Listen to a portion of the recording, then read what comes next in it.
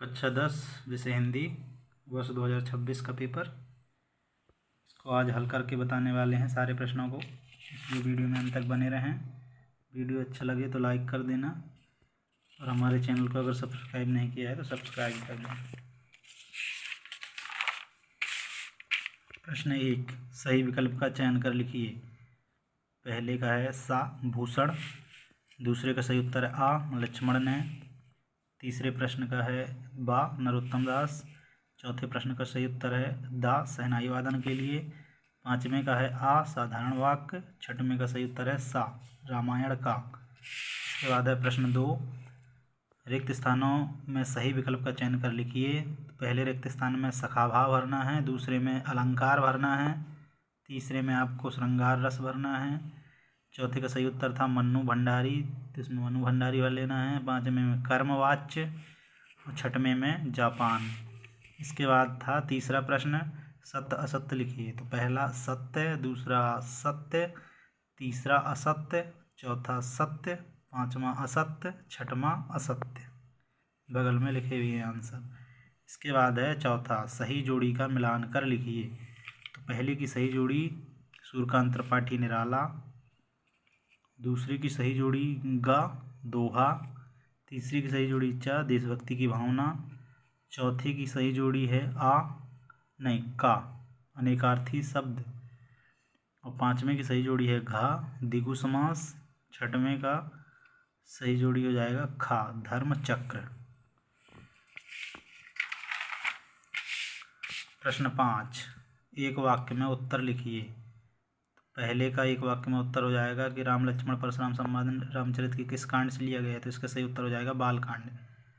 दूसरा है संचारी भावों की संख्या कितनी है, तो इसका सही उत्तर है 33। तीसरा है लखनऊ का कौन सा खीरा प्रसिद्ध है, तो इसका सही उत्तर है बालम खीरा। चौथे का है दूध का दूध पानी का पानी मुहावरे का क्या अर्थ है, तो इसका सही उत्तर है सही न्याय करना। पाँचवा है मैं क्यों लिखता हूँ, पाठ के लेखक का क्या नाम है, तो इसका सही उत्तर है सच्चिदानंद हीरानंद बादशाहन अज्ञे। छठवां है माता गांचल पाठ में मकई के खेत में किनका झुंड चल रहा था, जिसका सही उत्तर है चिड़ियों का झुंड। प्रश्न 6 है रीतिकालीन दो कवियों के नाम व उनकी एक एक रचना के साथ लिखिए। तो रीतिकालीन दो कवि हैं बिहारी, दूसरा भूषण। बिहारी की रचना है बिहारी सत्सई, भूषण की रचना है शिवराज भूषण। नई कविता की दो विशेषताएं, तो यथार्थवाद की प्रधानता, दूसरी विशेषता है लघु मानववाद की प्रतिष्ठा। सातवां है तुलसीदास की काव्यगत विशेषताएं निम्नलिखित बिंदुओं के आधार पर लिखिए। तो इसकी दो रचनाएं हैं तुलसीदास जी की, रामचरितमानस, दूसरा है विनय पत्रिका। भावपक्ष अपने से लिख लीजिएगा। आठवां है गोपियों के अनुसार राजा का धर्म क्या होना चाहिए, तो इसका सही उत्तर है गोपियों के अनुसार राजा का धर्म यह होना चाहिए कि अपनी प्रजा को कभी सताए नहीं और निरंतर उनके दुख दूर कर उनकी भलाई के कार्य करे। अवधी भाषा आज किन किन क्षेत्रों में बोली जाती है, इसका सही उत्तर है अवधी भाषा मुख्य रूप से उत्तर प्रदेश के अयोध्या, लखनऊ, रायबरेली, सुल्तानपुर, गोंडा और बस्ती क्षेत्रों में बोली जाती है। 9वां प्रश्न है फसल कविता में फसल उपजाने के लिए आवश्यक तत्व कौन कौन से हैं, इसका सही उत्तर हो जाएगा फसल कविता में फसल उपजाने के लिए आवश्यक तत्व, पहला हजारों नदियों का पानी, दूसरा करोड़ों हाथों का परिश्रम कोष्ठक में स्पर्श, तीसरा मिट्टी के गुणधर्म, चौथा सूर्य की किरणें, पाँचवा हवा का सहयोग आवश्यक तत्व हैं। पाँचवा है नियुक्ति अलंकार की परिभाषा उदाहरण सहित लिखिए। अथवा में है महाकाव्य किसे कहते हैं, दो महाकाव्यों के नाम लिखिए। तो महाकाव्य की परिभाषा है जिस काव्य में किसी महान व्यक्ति के संपूर्ण जीवन का विस्तृत चित्रण किया जाता है उसे महाकाव्य कहते हैं। इसमें कम से कम 8 सर्ग होते हैं।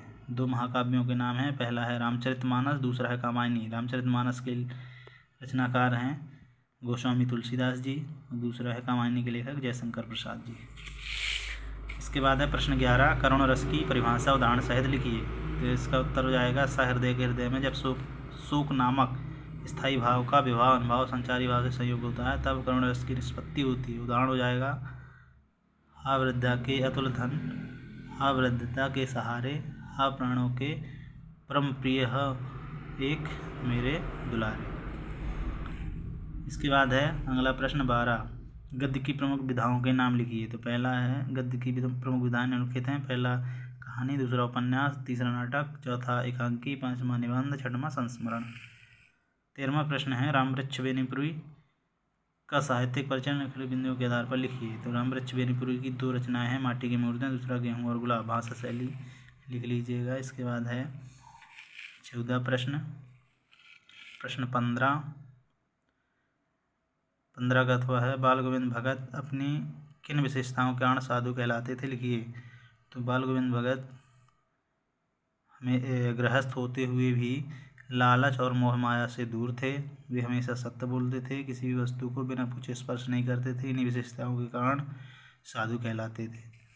16वां प्रश्न है समास विग्रह करके समास का नाम लिखिए। पहला है पंचवटी, तो इसका समास विग्रह हो जाएगा 5 बटों कोष्टक में वृक्षों का समूह। इसका सही उत्तर हो जाए समास का नाम हो जाएगा द्विगु समास। दूसरा है नीलांबर, समास विग्रह हो जाएगा नीला है जो अंबर। कर्मधारय समास। देशानुसार वाक्य परिवर्तन कीजिए। तो पहला है गीता आज स्कूल आएगी, इसका निषेधात्मक वाक्य बनाना है, निषेधवाचक। तो इसका उत्तर हो जाएगा गीता आज स्कूल नहीं आएगी। दूसरा दीपक आगरा में रहता है, तो प्रश्नवाचक बनाना है। तो क्या दीपक आगरा में रहता है, और अंत में प्रश्नवाचक चिन्ह लगा देना है। 16 प्रश्न हो गए। अगला प्रश्न है 17, ये देखिए। इसके बाद 18वां प्रश्न काव्यांश का संदर्भ प्रसंग सहित भावार्थ लिखना था।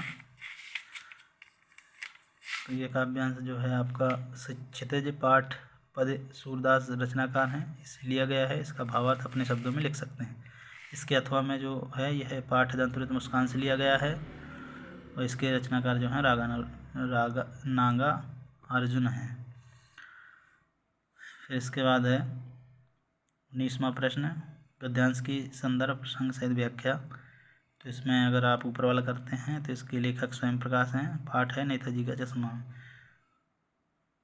व्याख्या अपने शब्दों में कर सकते हैं। अथवा का जो था वो पाठ एक कहानी यह भी से लिया गया है। इसके रचनाकार जो हैं लेखक जो है मन्नू भंडारी जी। इसके बाद है प्रश्न 20वां पर्यावरण सुरक्षा के संबंध में माँ पुत्र के भी संवाद लिखना है, और अनुशासन का महत्व विषय पर एक अनुच्छेद लिखना है। इसको आप अपने शब्दों में लिख सकते हैं। 21वां जो प्रश्न है इसमें एक काव्यांश अथवा गद्यांश को पढ़कर नीचे दिए गए प्रश्नों के उत्तर लिखना है। तो 21वें प्रश्न में इस काव्यांश का उचित शीर्षक लिखिए। तो इसका है प्रेम का महत्व शीर्षक। दूसरा है व्यक्ति को प्रेम की पीड़ा कैसी लगती है, तो इसका सही उत्तर हो जाएगा व्यक्ति को प्रेम की पीड़ा अपने हृदय में मीठी लगती है। उपयुक्त काव्यांश का केंद्रीय भाव लिखना है। एक बार पढ़ करके समझ लीजिए, फिर केंद्रीय भाव आप लिख सकते हैं। इसके बाद इसका अथवा है उपयुक्त गद्यांश का उपयुक्त शीर्षक। तो इसका शीर्षक हो जाएगा क्षमा का महत्व। और क्षमा के अभाव में दूसरा प्रश्न है क्षमा के अभाव में किसका साम्राज्य छा जाता है, तो इसका सही उत्तर हो जाएगा क्षमा के अभाव में क्रोध हिंसा संघर्ष का साम्राज्य छा जाता है। तीसरे प्रश्न में सारांश लिखना है।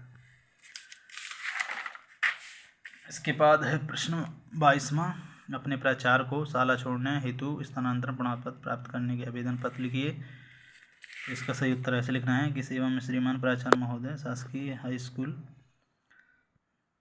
अपने स्कूल का नाम लिख सकते हैं यहाँ पे। फिर विषय स्थानांतरण प्रदान करने हेतु आवेदन पत्र। फिर इसके बाद लिखना है महोदय सबने निवेदन है कि मैं आपके विद्यालय का कक्षा 10वीं वर्ग 1 का छात्र हूँ। मेरे पिताजी का स्थानांतरण यहाँ से भोपाल हो गया है। मेरा पूरा परिवार उनके साथ जा रहा था। मेरा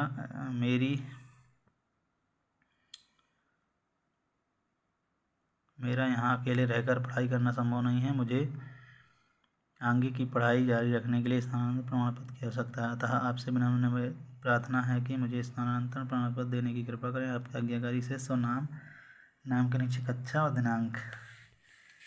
इसके बाद था प्रश्न 23वां निम्नलिखित विषयों में से किसी एक विषय की रूपरेखा सहित सारगर्भित निबंध लिखिए।